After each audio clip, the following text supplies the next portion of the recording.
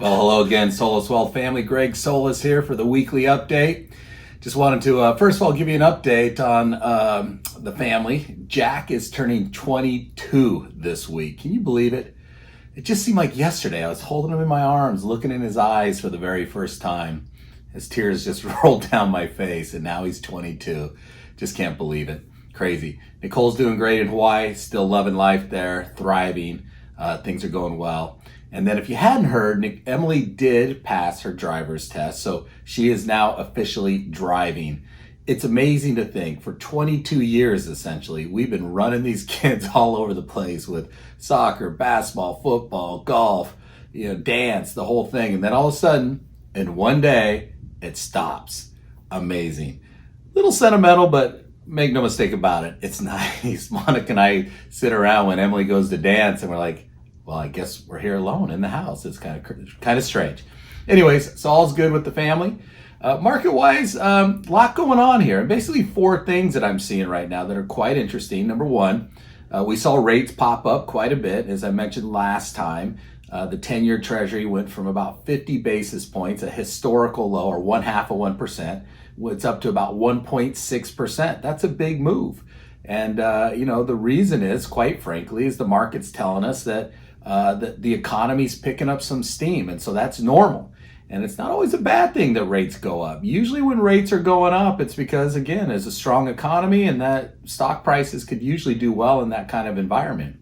Second thing going on is the Nasdaq. You've heard me say over these last few weeks that we're expecting a correction. Well, we got that correction. We got a 10% correction in the Nasdaq. It only took about 3 weeks to do it. One of the fastest corrections in the Nasdaq of all time. And typically when we get a fast correction like that, we get a pretty strong recovery. So we're pretty optimistic that the fundamentals are good and we should see a quick recovery there. But that has been a pretty dramatic move. The third thing is inflation. A lot of talk about inflation out there. And, we just don't see a whole lot of it. But we do see that there'll probably be an uptick as, there's supply and demand dynamics out there. And as people get back out, we anticipate that there might be some inflation, but we don't fall in the camp that we're going to see hyperinflation. So we're not overly concerned about it. A little bit of inflation is okay. The Fed is doing what they can to try to keep that in check. And then the fourth thing that we're seeing is a strong economy. As you've heard me say this over and over, the fundamentals are good. The Fed has been accommodating. We saw the $1.9 trillion stimulus package get passed, a lot of pent-up demand. The vaccines are rolling.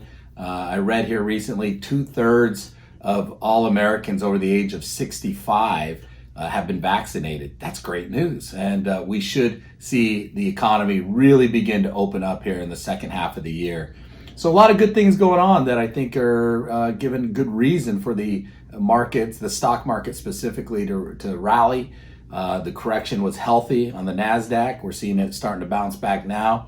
But overall, everything looks to be in pretty good shape, but that's what's going on. If there's any questions or concerns, don't hesitate to call us. You know we're here for you, and we'll continue to do our thing behind the scenes. But my best to you and your family, and I'll look forward to seeing you soon. Take care.